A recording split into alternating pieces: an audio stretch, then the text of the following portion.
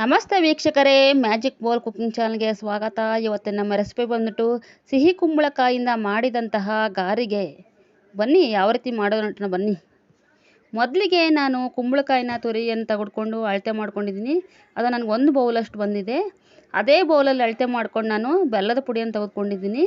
ನೋಡಿ, 1 ಬೌಲು ಬೆಲ್ಲ, 1 ಬೌಲು ಕುಂಬಳಕಾಯಿ ತುರಿ ತೆಗೆದುಕೊಂಡಿದ್ದೀನಿ. ನಂತರ ನಾನು ಒಂದು ಬಾಣಲೆಗೆ ಬೆಲ್ಲದ ಪುಡಿನ ಹಾಕ್ಬಿಟ್ಟು ಅದಕ್ಕೆ ಸ್ವಲ್ಪ ನೀರು ಸೇರಿಸ್ಕೊಂಡು ನಾನು ಕುದಿಸ್ಕೊಳ್ತಾ ಇದ್ದೀನಿ ಬೆಲ್ಲನ. ಇದು ಪಾನಕ ಬರೋದೇನು ಬೇಡ, ಕುದಿಸಿದ್ರೆ ಸಾಕು, ಬೆಲ್ಲ ಕರಗಿದ್ರೆ ಸಾಕಾಗುತ್ತೆ. ಬೆಲ್ಲ ಪೂರ್ತಿಯಾಗಿ ಕರಗಿ ಕುದಿತಾ ಇರುವಾಗ ನಾನು ಇದಕ್ಕೆ ಕುಂಬಳಕಾಯಿ ತುರಿಯನ್ನು ಹಾಕಿ ಸೇರಿಸ್ಕೊಳ್ತಾ ಇದ್ದೀನಿ. ಸೇರಿಸ್ಕೊಂಡು ಚೆನ್ನಾಗಿ ಮಿಕ್ಸ್ ಮಾಡ್ಕೊಳ್ತಾ ಇದ್ದೀನಿ. ಕುಂಬಳಕಾಯಿ ತುರಿ ಚೆನ್ನಾಗಿ ಮಿಕ್ಸ್ ಮಾಡ್ಕೊಂಡ ನಂತರ ಅದು ಕುದಿತಾ ಇರುವಾಗ ಅದಕ್ಕೆ ನಾವು ಗೋಧಿ ಹಿಟ್ಟನ್ನು ಮಿಕ್ಸ್ ಮಾಡ್ಕೊಳ್ಬೇಕು. ಸ್ವಲ್ಪನೇ ಗೋಧಿ ಹಿಟ್ಟನ್ನ ಹಾಕ್ಕೊಳ್ತಾ ಮಿಕ್ಸ್ ಮಾಡ್ಕೊಳ್ಬೇಕು. ಯಾಕಂದರೆ ಇದು ಉಂಡೆ ಕಟ್ಟೋ ಚಾನ್ಸ್ ಇರುತ್ತೆ.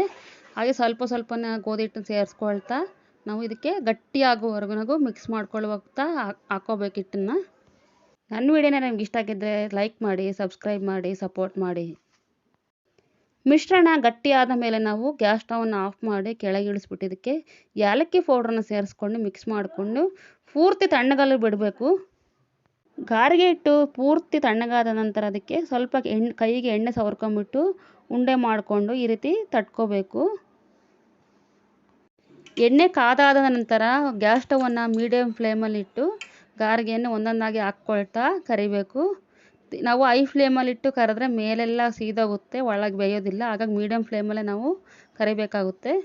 ನಿಧಾನವಾಗಿ ಹಾಕಿದ ತಕ್ಷಣ ಟರ್ನ್ ಮಾಡ್ಕೋಬೇಡಿ, 1-2 ನಿಮಿಷ ಬಿಟ್ಟು ಆಮೇಲೆ ಟರ್ನ್ ಮಾಡ್ಕೊಳ್ಳಿ.